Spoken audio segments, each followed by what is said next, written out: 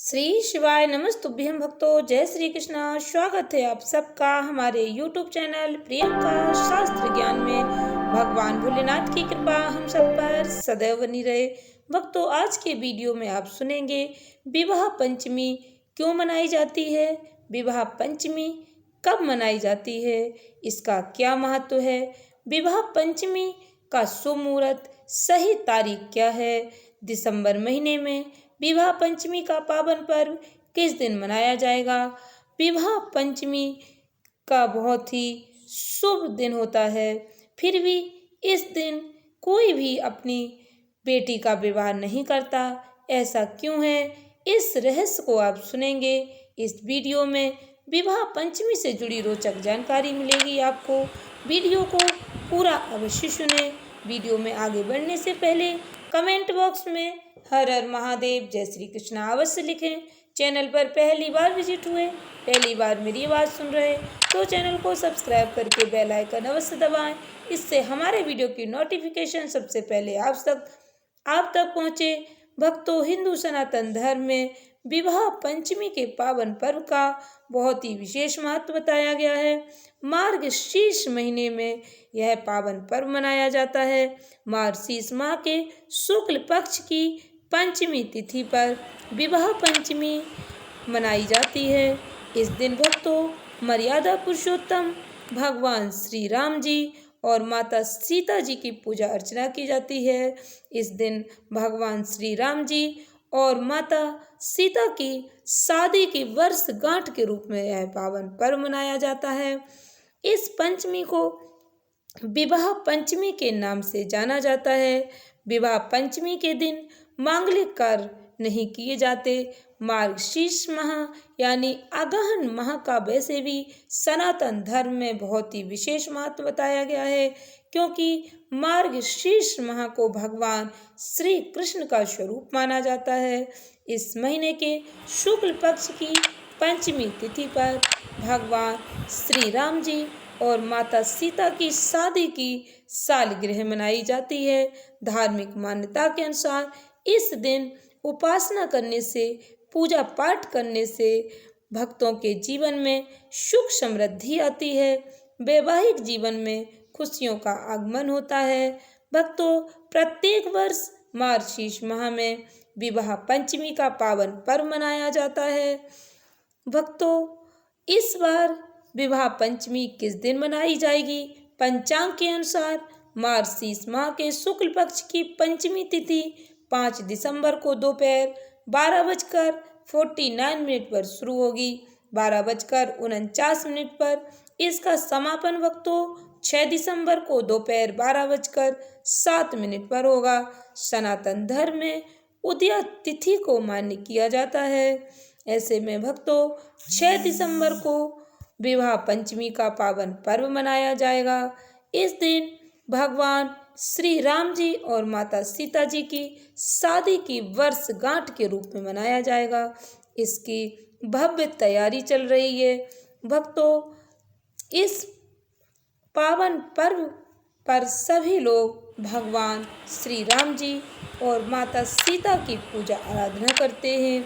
सनातन धर्म में भगवान श्री राम और माता सीता जी को एक आदर्श वैवाहिक जोड़ी के रूप में देखा जाता है। धार्मिक मान्यता है, त्रेता युग में मार्गशीर्ष माह के शुक्ल पक्ष की पंचमी तिथि पर राम जी और माता सीता जी विवाह बंधन में बंधे थे।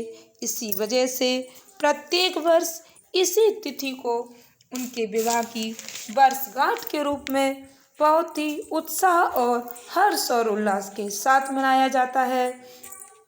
इस दिन भगवान की पूजा आराधना करने से सुख समृद्धि आती है। भक्तों, इस दिन दान करने का भी बहुत ही विशेष महत्व बताया गया है। इस दिन गरीब लोगों में, ब्राह्मणों में अन्न धन दान करने से जीवन में कभी भी किसी भी वस्तु की कोई कमी नहीं पड़ती है।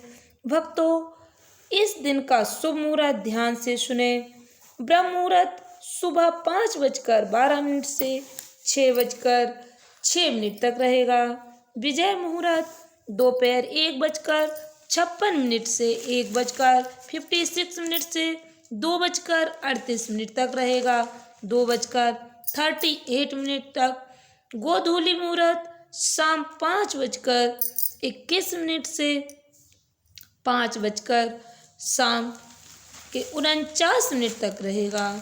शाम 5:21 21 से शाम 5:49 तक रहेगा। अमृतकाल सुबह 6:38 से 8:12 तक रहेगा। भक्तों, इस दिन भगवान का स्मरण करने से, भगवान के नाम का आप जितना अधिक स्मरण करते हैं, भगवान जी की पूजा आराधना करने से, भगवान के मंत्र का जाप करने से भगवान श्री राम जी की कृपा भक्तों को प्राप्त होती है। इस दिन भक्तों सुबह सूर्योदय से पहले जागकर भगवान की पूजा आराधना करें। नित्य कर्मों से निवृत्त होकर पूजा स्थल पर लकड़ी की चौकी पर भगवान राम जी और माता सीता जी की, आपके घर में जो भी प्रतिमा है उसे स्थापित करें। पूजा आराधना करें। आपके पास जो भी पूजा सामग्री है भगवान जी को पूर्ण श्रद्धा भक्ति के साथ समर्पित करें। हो सके तो इस दिन भगवान राम जी को पीले रंग के वस्त्र पहनाएं, माता सीता जी को लाल रंग के वस्त्र पहनाएं। भक्तों, इस दिन ओम जानकी वल्लभाय नमः मंत्र का जाप करें। कलावे से राम जी सीता जी का गठबंधन करें, आरती करें, भोग लगाएं। यह विधि करने से भगवान की कृपा भक्तों को प्राप्त होती है। ऐसा करने से दिन की शुरुआत शुभ होती है। राम जी और सीता माता का आशीर्वाद प्राप्त होता है। इस दिन बालकांड का पाठ करें। मंत्र जाप करना विशेष फलदायी माना जाता है। इससे दाम्पत्य जीवन सुखमय होता है। भक्तों, ध्यान से श्रवण करें। विवाह पंचमी का धर्म शास्त्रों में क्या महत्व बताया गया है। धार्मिक पुराणों के अनुसार भगवान भोलेनाथ माता पार्वती जी का विवाह, श्री गणेश जी रिद्धि सिद्धि का विवाह, श्री हरि विष्णु जी लक्ष्मी माता का विवाह, श्री कृष्ण रुक्मिणी सत्यभामा विवाह के साथ ही भक्तों प्रभु श्री राम जी और माता सीता के विवाह का बहुत ही विशेष महत्व बताया गया है। इन सभी के विवाहों का पुराणों में बहुत ही सुंदर चित्रण मिलता है। कदाचित भगवान भोलेनाथ और माता पार्वती के विवाह के बाद श्री राम जी और माता देवी सीता जी का विवाह सबसे प्रसिद्ध विवाह माना जाता है, क्योंकि इस विवाह की एक और विशेषता यह है कि इस विवाह में त्रिदेवों सहित सभी मुख्य देवी देवता किसी न किसी रूप में उपस्थित थे। कोई भी इस विवाह को देखने का मौका छोड़ना नहीं चाहता था। श्री राम जी सहित ब्रह्मर्षि वशिष्ठ, राजर्षि विश्वामित्र को भी इसका ज्ञान था। ऐसा कहा जाता है प्रभु श्री राम जी तथा जनक नंदिनी का विवाह देखने को स्वयं ब्रह्मा विष्णु और रुद्र ब्राह्मणों के वेश में आए थे।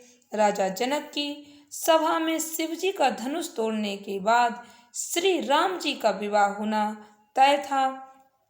इस विवाह का रोचक वर्णन, भगवान राम जी के विवाह का वर्णन वाल्मीकि रामायण में मिलता है।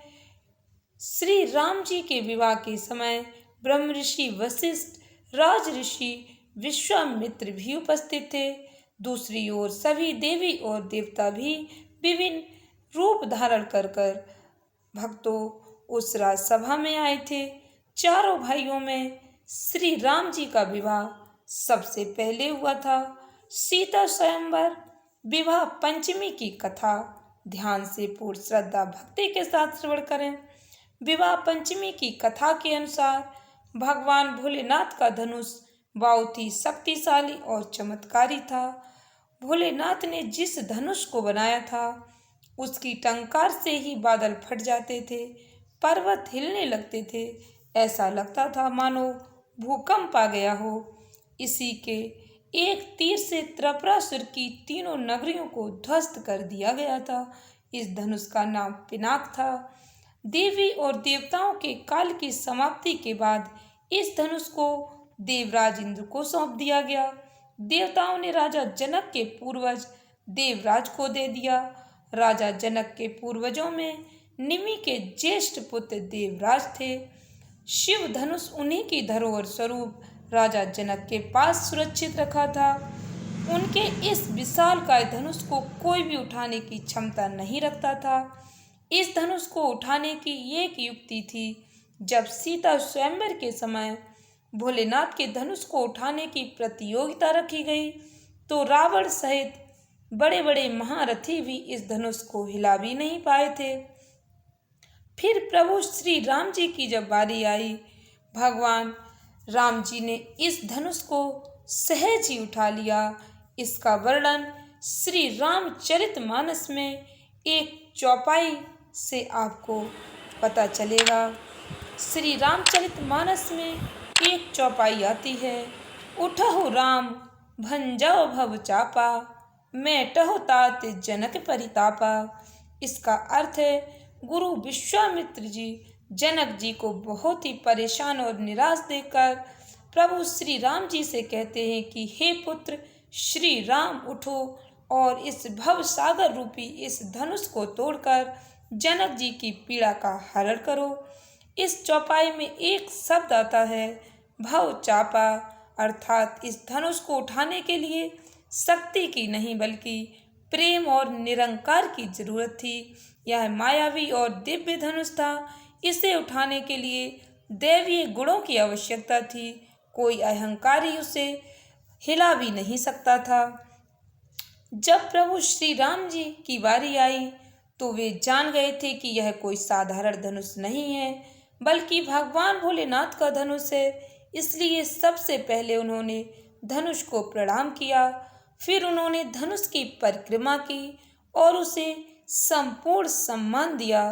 प्रभु श्री राम जी की विनयशीलता और निर्मलता के सामने धनुष का भारीपन स्वतः ही कम हो गया, स्वतः ही तिरोहित हो गया और उन्होंने उस धनुष को प्रेम पूर्वक उठाया, उस पर प्रत्यंचा चढ़ाई और उसे झुकाते ही धनुष खुद ब खुद टूट गया। कहते हैं कि जिस प्रकार सीता जी शिव जी का ध्यान कर सहज भाव से बिना बल लगाए धनुष उठा लेती थी, उसी प्रकार प्रभु श्री राम ने भी धनुष को उठाने का प्रयास किया और वे सफल हुए। यदि मन में श्रेष्ठ के चयन की दृढ़ इच्छा है तो निश्चित ही ऐसा ही होगा। सीता स्वयंवर तो सिर्फ एक घटनाक्रम था। असल में सीता जी ने राम जी और राम जी ने सीता जी को पहले ही चुन लिया था। मार्गशीर्ष अगहन मास की शुक्ल पक्ष की पंचमी को भगवान श्री राम जी जनक पुत्री जानकी जी सीता का विवाह हुआ था। तभी से इस पंचमी को विवाह पंचमी के रूप में मनाया जाता है। भक्तों, भगवान श्री राम जी और माता सीता जी साक्षात लक्ष्मी नारायण का अवतार थे। भगवान प्रभु श्री राम और माता सीता जी तो पहले से ही एक दूसरे के ही थे, किंतु भक्तों के लिए उन्होंने यह लीला की। आशा करती हूँ वीडियो अच्छी लगी होगी, उपयोगी लगी है तो इस ज्ञानवर्धक वीडियो को अधिक से अधिक भक्तों को शेयर अवश्य करें। इससे हमारा प्रयास सफल हो सके, सनातन ज्ञान को हम जन जन तक पहुँचाने में सफल हो सकें। धन्यवाद भक्तों। श्री शिवाय नमस्तुभ्यम।